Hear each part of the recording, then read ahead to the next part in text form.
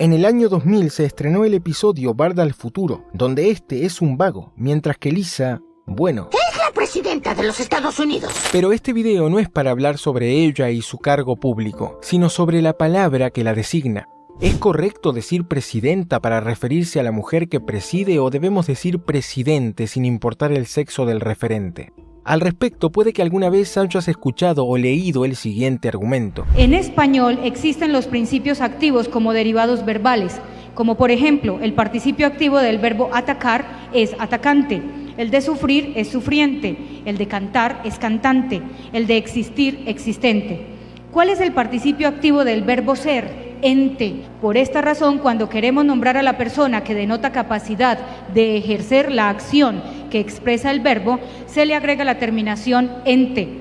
Por lo tanto, a la persona que preside se le dice presidente, no presidenta, independientemente de su género. Aquí encontramos varios errores. Primero, los llamados participios activos o de presente se utilizaban en el español antiguo, que sonaba más o menos así. Adsemitio Cipo, teniente la dignidad de la romana pretura, vestido de púrpura, saliente por una puerta de la ciudad, aconteció nueva manera de maravilla y señal nunca en los tiempos pasados oída. Pero posiblemente debido a su complejidad de uso, en el español moderno han perdido su valor verbal. Muchos de estos son actualmente adjetivos, inteligente, elocuente, pensante, etc. y otros sustantivos, adolescente, estudiante, etc. A su vez, otros se han gramaticalizado, como las preposiciones mediante y durante o el cuantificador bastante. El único participio que tienen actualmente los verbos españoles son los pasivos, pasados o de perfecto. Ejemplo, comido para comer o dormido para dormir. Segundo, ser tuvo en su momento un participio activo, pero no era ente, sino excellente, hoy en desuso, que se traduce como el que es. Ente es un sustantivo masculino con significado de ser. Tercero, presidente, atacante o pensante, por ejemplo, no son palabras compuestas por sus respectivos verbos y el sustantivo ente, sino derivados verbales, es decir, se forman por la raíz de los verbos, la cual se identifica tomando el infinitivo y eliminando su terminación en ar, ir, y el morfema derivativo sufijo ente, lo que resulta en una nueva clase de palabra, un adjetivo o sustantivo. Por eso en la lengua actual no procede hablar de participios de presente. Si en algún momento te topas con alguien que utiliza la categoría de participio de presente para la lengua de nuestros días, o bien te está tomando el pelo, o bien no sabe de lo que está hablando. Y cuarto, en la etimología de presidente no está implicado el uso del sustantivo ente, pues viene del latín praesidens, entis, participio activo del verbo latino praesidere, que significa estar sentado delante de, o presidir. Sobre el sufijo ente, el diccionario de la lengua española dice lo siguiente: forma adjetivos de verbales, llamados tradicionalmente participios activos. Toma la forma ante cuando el verbo base es de la primera conjugación, ente o yente si es de la segunda o tercera. Muchos de estos adjetivos suelen sustantivarse y algunos se han lexificado como sustantivos y han generado a veces una forma femenina en enta. En cuanto a presidente, si se emplea como adjetivo que preside o se refiere al cargo presidencial, no varía por género. Sin embargo, como sustantivo que designa a la persona que preside, aunque por su terminación en ente puede emplearse como común en cuanto al género, el o la presidente, tal como ocurre por ejemplo con estudiante o cantante, para referirnos a la mujer que preside también se admite y es preferible hoy en día la variante femenina presidenta. Por lo que, en oposición a ella, presidente adquiere una moción de género masculino que designa al varón que preside. Pero, ¿por qué se admite presidente para hablar de una mujer y no presidento para un varón? Respecto a la primera cuestión, en curso de lingüística general, Ferdinand de Saussure explica que el signo lingüístico se constituye por un significado y un significante, es decir, un concepto y una imagen acústica. Esto significa que cuando escuchamos el sonido de una palabra y sabemos a qué se refiere, pensamos en su objeto referencial. Ante la palabra presidente, pues, dado que la mayoría de personas que han ocupado un cargo presidencial a lo largo de la historia son de sexo masculino, la imagen por defecto que se nos viene a la mente es la de un varón que preside. Así, para visibilizar a la mujer que preside se utiliza la variante femenina presidenta.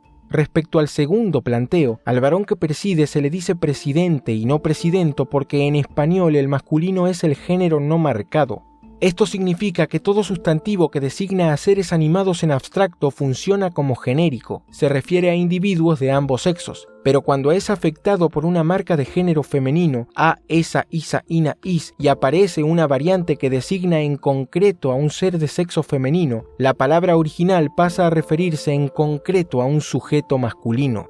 Esto es lo que hace que, por ejemplo, en locuciones como Día del Niño, niño se refiera a personas de ambos sexos, mientras que cuando decimos niños y niñas, niño designa en exclusivo a varones. Aunque sí, existen excepciones como modisto, variante masculina de modista, que por su terminación en ista podría emplearse como común en cuanto al género, igual que periodista, economista o capitalista. Sin embargo, en oposición a modisto pasa a adquirir un valor exclusivamente femenino, refiriéndose únicamente a la mujer que se dedica a la moda.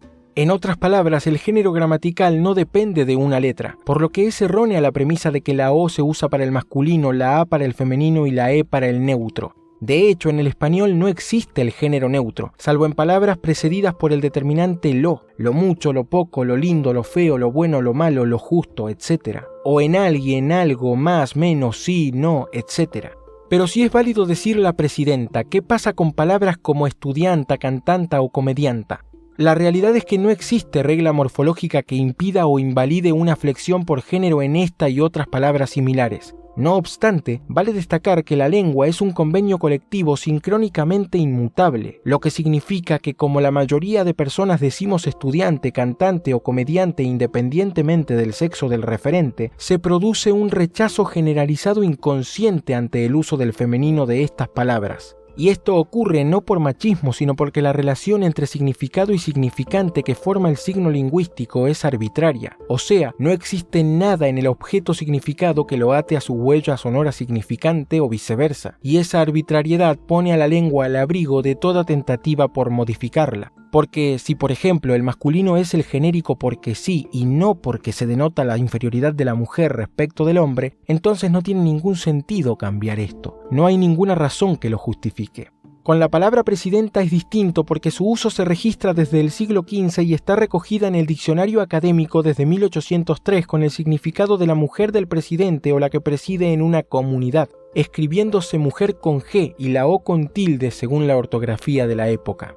Y en la diacronía, o sea, a través del tiempo, es posible que ocurra un desplazamiento y por ende la lengua mute. Por eso decimos, debido a una metátesis, cocodrilo y murciélago en lugar de crocodilo y murciégalo, por ejemplo, que son las palabras originales de acuerdo a sus respectivas etimologías.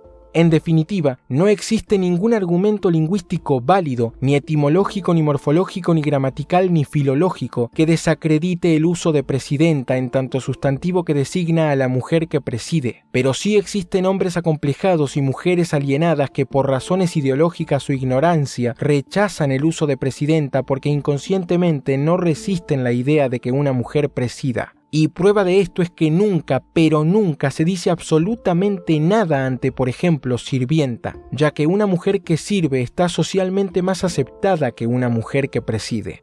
Y no, presidenta tampoco es un invento de Cristina Fernández de Kirchner como dicen algunos argentinos, ni tiene que ver con los progres y el lenguaje inclusivo. Es un ejemplo más de que la lengua es un organismo vivo que cambia con el tiempo. La lengua la modifican los hablantes, y de modo que si un cambio profundo llega a arraigar y se llega a generalizar, la lengua cambiará.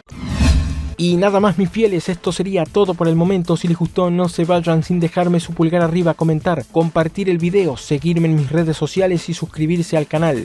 Adiós, y nos estaremos viendo muy pronto.